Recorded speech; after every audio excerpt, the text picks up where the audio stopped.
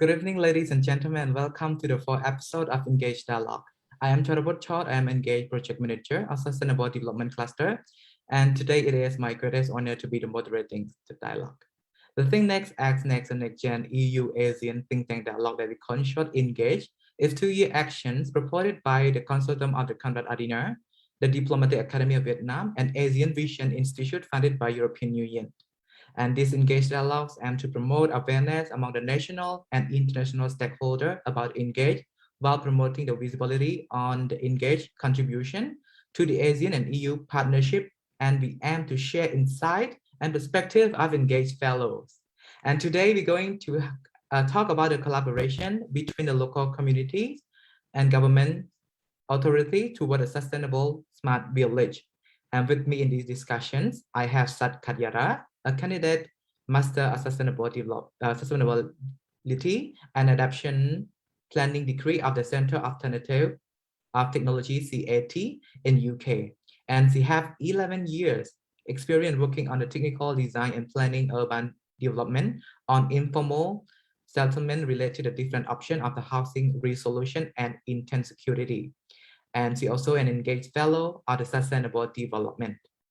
Join with me from Cambodia. Thank you, Kanyara, for joining with us. And here from Cambodia.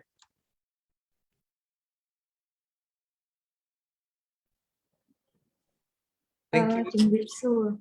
Hello. Hi, good morning and good evening from Cambodia. I am Yara, a candidate for master degree from CAT in UK. Thank you, Ms. Yara, for joining with me today. And with you, as I have mentioned, we have the topic regarding about the smart village. So first of all, I would like to ask you, can you give me the definition of smart village in context of the research? Thank you so much. Before I talk about the smart village, probably I should give the definition in a broader way in terms of the smart city, or what we call a sustainable city. Yeah, so the smart or sustainable city are the city that focus on more livable through the eco-friendly planning and architecture with a greater emphasis on the public services, public space, and to reduce the pollution amongst the others. Or we can say that the smart city are the city that link between the city and the nature system by using a modern computer or information technologies to manage the city system and the services such as public transportation, energy consumption,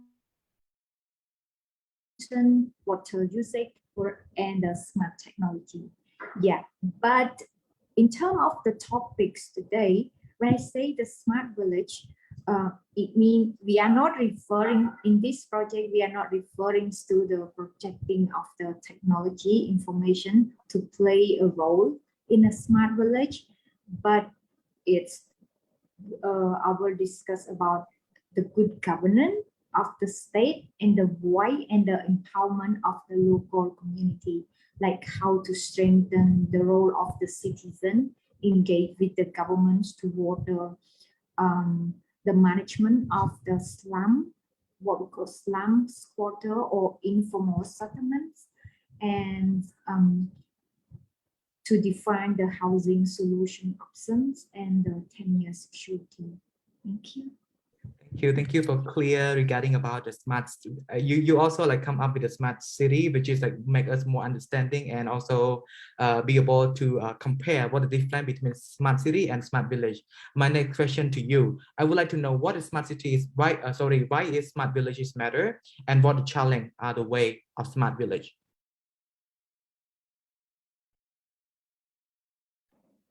I'm sorry, the internet is a bit lost. Can you repeat the question again? Can you tell me what is the matter of smart village and what the challenge are in the way of smart village? So before I talk about the challenge of the smart village or the smart city, I hope I can clarify about the collaboration, the topic about the collaboration between the local government and the community toward a sustainable smart village. So when we talk about the collaboration in here in this project, it's referring to the role of the local community, that they are able to create their own solution in terms of their housing and the lands, and how to get a proper knowledge and understanding of relevant like legal framework, regulations, and the policy to formulate and to engage with the government authority to design their housing solutions, to claim for public services that they want. All in all, it's about the role of the citizen or informal settler to share any information, to work together, to listen, and to participate with the government plan to reach to a sustainable like housing solution and the land tenure security. Meanwhile, the role of the government authority is to provide technical support, legal support, to provide information related to the government plan, the strategy, and their priority, such as the state land mapping, the land use of the area, infrastructure development plan, or the master plan. And the government should provide the roles to provide the basic services that need for the citizen, regardless of non-discrimination. Yeah, thank you. Thank you. You give me like 2 points that I really want to ask you a little bit detail. So one is about the housing solution and land tenure security. Since you have mentioned that this is like two main things that you're more focusing about the collaboration between the local community and also the government authority. So Ms. Yara, can you tell me like one by one, what is the housing solution and how can, the challenge that happening regarding about this solution and also for the land tenure security? Thank you so much. Let me give a background a little bit before I talk about what is the housing solution in the tenure security. Actually, in Cambodia, there are different types of the state land. We call public state land and private state land. And private land, like the land that we belong and we have the own title. There are one type of the land we call public state land, while the local people, they come to the city or migrates to the city seeking for a job, looking for the services and the lifestyle. And unfortunately, they occupy on the public state lands, such as on the riverbank and the old school from the government building, from the road corridor, a drainage system, or Sara land. And so all this type of land, it's a public state land, and the local people, they do not have the possession rights to claim for ownership of the land titling, what we call, usually we call hard title, so they could not claim it. So in my experience, in order to control the informal settlements, from the experience that I work with CDT, we deeply collaborate and work with the government authority to document the map of the informal settler, the whole Sangkat, or we call whole commune. So each, for example, one city we have like 9 communes, so we need to document, and a lot. It's amazing to see like how many informal settler and how many locations in each city. One commune, could you believe that there are like one commune in Siem Reap that I am working with the government there? It's around 60 locations, and other commune, and they have more and more. So usually we try to work on it, update, and doing the statistic and mapping all of that. The second of all, we work with the government and the local communities to organize really as the community to really detail mapping in each land, like their land plot, their resources, the local land use, and all of this kind of thing.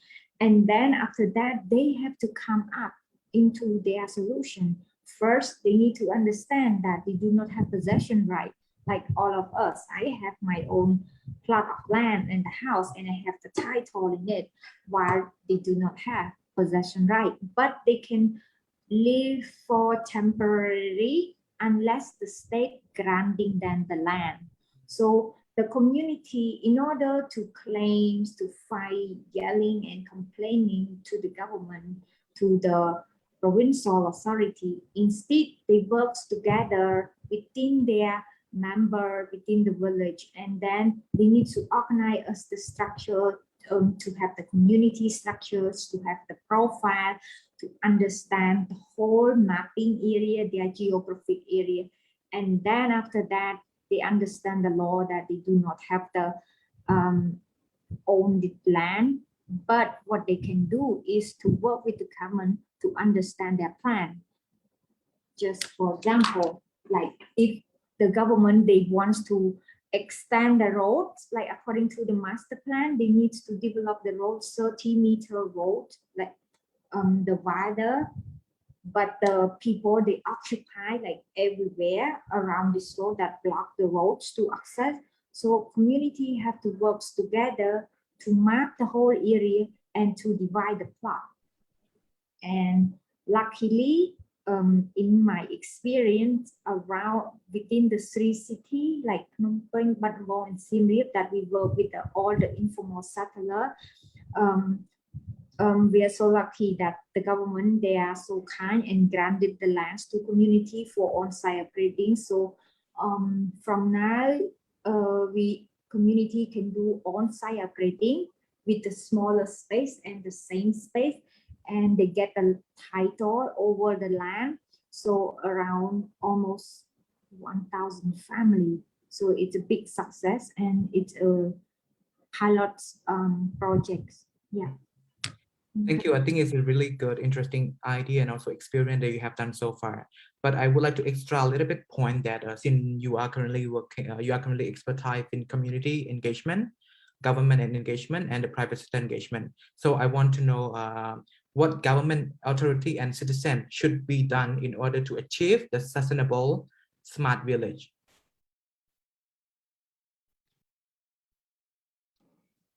Thank you so much. In my experience, I think the most important is one, it's how to engage these two parties together, or probably other partner like a private sector, like you just mentioned, or NGO partner, to really engage, to discuss together, and to share information. And in Cambodia, should listen all of the parties to hear their concern, their voice, their idea, their vision, and their missions, to have the sustain, what we call the solutions for the housing. So actually house to work together to engage into that, and the rest is the technical support. Like one day works together to share the honest feeling, to share their concern from each party, not just the community that they do not own the land and they will be moving in the future, but what are they need to understand what are the concerns from the government part, which level of the government are blocking, what are the legal concern or policy that really help community in some part but block them. So all of these actors, it's very, very important that all of the party that they need to understand. Once they share all of this information, the rest of technical support, like we do land sharing project, reblocking, all of this, it's easier because once they talk and they share, and if the government, they committed to grant the lands to the community, so the result is community will get the 10-year security and able to live in their place. Yeah. Thank you, Ms. Yara, for sharing about this. And back to the ASEAN and EU, I want to know like what can the ASEAN and EU could learn and share regarding about this experience? That's very interesting and maybe a difficult question too. What I can come up at that in this moment, I think the program like the ENGAGE program that we have now, I think it's a really, really good opportunity for me as an Asian, learning from the other fellow from different country within Asia, because like our culture, our tradition are very similar. And so we can learn from each other, from the challenging, from the success, all of this kind of thing. From the Europe part, I think it's very important and it's very good. I am lucky because I can go and study in UK, a part of Europe, and I see amazing plan that they work together to achieve this, and they really, really like the local government that I study in one area in Wales. They really empowerment the local community. They create them as the separate legal entity, and they really giving the power and the jurisdiction for community to really make decisions together. And this is very, very important that as the citizen, we have rights to engage with the government planning. And this is something that me and other fellow could learn together and share. Yeah. Thank you. Regarding about a sustainable village, I think it's really important, and especially during the COVID-19. Share your experience. I want to know about your own perspective and experience as well. Regarding about this pandemic, how can the you have any challenge regarding about build the sustainable village, and how can you overcome all the challenges that are happening to you? It quite impacts the projects that I'm working at with CDT at the moment, because as you know, we are limited of people to meet and gathering, so a lot of plans have been on hold, but some of plans we still moving on. The thing is that I do not want to complain so much about the COVID-19 situation, because we know it's very, very difficult, both psychology and economic. But what I learned from the positive thing from the COVID-19, I see during this time, within almost 2 years, I see that the engagement from the local people and the government, it becomes stronger and stronger. Because I see in Asia, especially in Cambodia, we kind of learning like by sharing and caring all each other. And I see more and more, like even the government, they do not discuss with community that we will give granting you the land or not, but they share the food, they sharing information, they helping for vaccine injections and treatment, and the quarantine policy and all of that, that it make them become stronger and stronger and closer. So I hope that within this experience from the COVID-19 pandemic, we not just pick up from the negative aspect from that, but we could learn that we have a strong solidarity within this time. So keep doing that and continue to do it. And when we go through with the COVID-19, we keep this habit. Yeah. And Ms. Yara, like toward the sustainable smart city, I think it's really important that they have collaboration involved between the citizens and government, as you have mentioned. But I would like to ask you if you can give any advice or strategy to the citizen.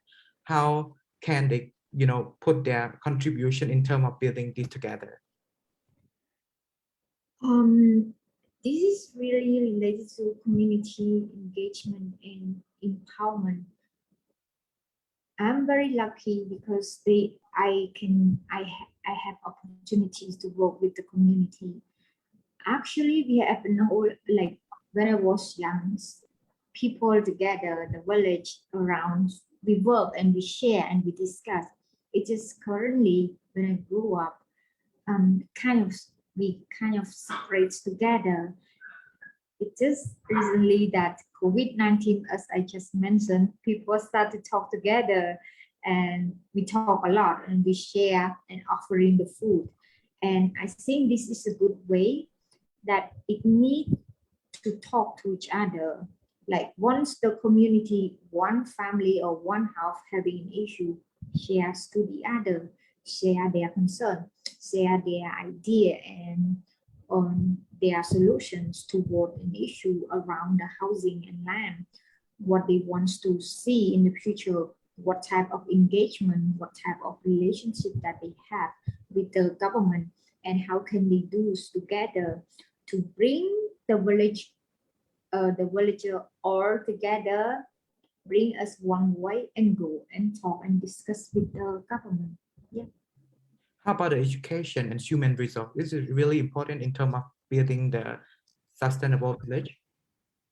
It's really, really important. I see the good example from the village product in Siem Reap.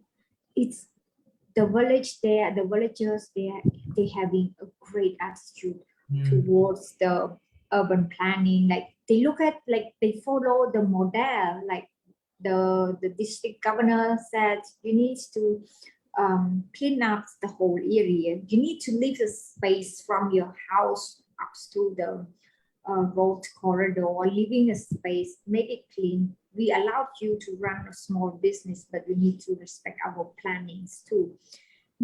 And I see it's a great attitude that the villager, they respect those plans.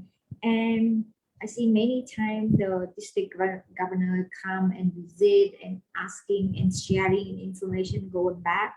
And this is very important that as a citizen, you need to be inspired and reach out student information and talk to the government. Being a government, you need to reach out to the local people and hear their concern and work together. Maybe not best according to your strategic or planning, but let's hear what the local people want to do and try to work together. That's what I can say. I found, thank you, Ms. Yara. I feel like really, inspired, and I can see the keyword is respect. So between the government and also the citizen, and to respect each other in terms of building, like sustainable smart village to grow together. And I think it's really good more that you bring up the one specific place that it show not just the Cambodian people and also the towards an Asian and EU to understand, to learn about this. And Ms. Yara, regarding about this, I would like to know about your perspective, maybe the insight regarding about the smart city in Cambodia. What can you see about the smart village in Cambodia? I think it needs to be like my personal perspective, like example in village Pradak and another village they call Bang Trapun. That is a very, very good model. It's hard to find that in Cambodia. I guess maybe many places they have it, but I don't know that. But this kind of two model, it's a really, really great model, but we need to do more testing to see whether this model is working in other area or not. How can the district governor there working with the provincial authority and local authority working together to keep engaged the local community to really respect the urban planning in that area?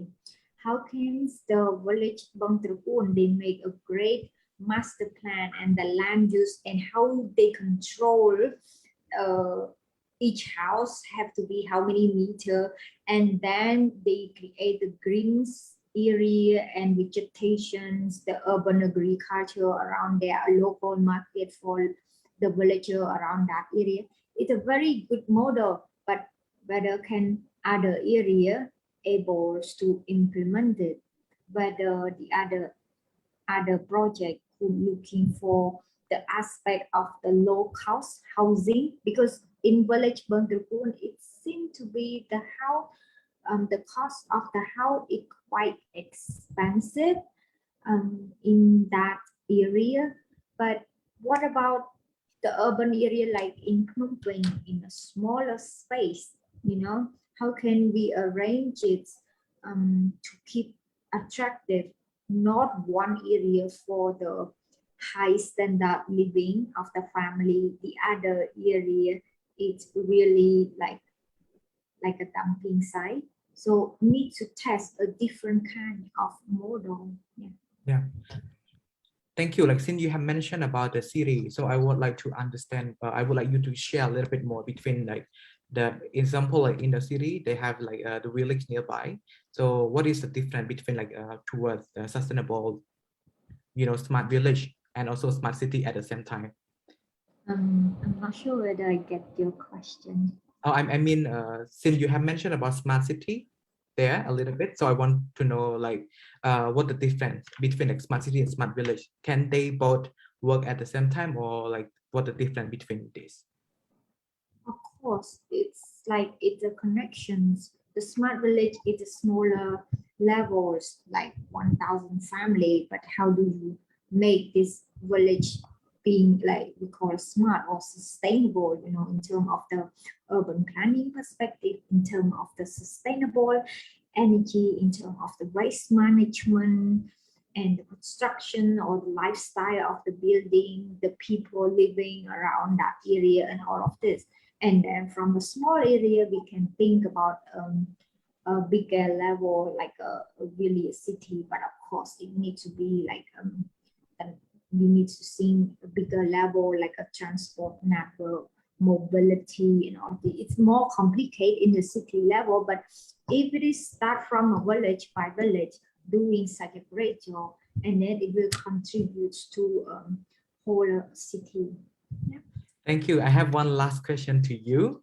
So can you describe 1 minute your personal vision about what is the smart village look like in next 10 years? That is a very good question and long to think about. For me, in my experience, to work with the provincial authority and municipality and local authority and the community on the ground, I think within the next 10 years, first of all, they need to think about the documentations and the map of the whole city of informal settlement, the squatter, and the slum and other poor community and residents of look like a local the land use planning. They need to have that kind of proper planning. The master plan that the Phnom Penh they created, they call a strategic for master plan for Phnom Penh. It needs to implement it properly. It needs to be reviewed and revised some part in order to fit with a different type level of the family and the local people and all of this. So yes, and I think related to the legal regulation and the policy, I think we quite have a lot. So the thing is that how to implement it. The third one I see is the capacity of the government on the ground, like a local authority.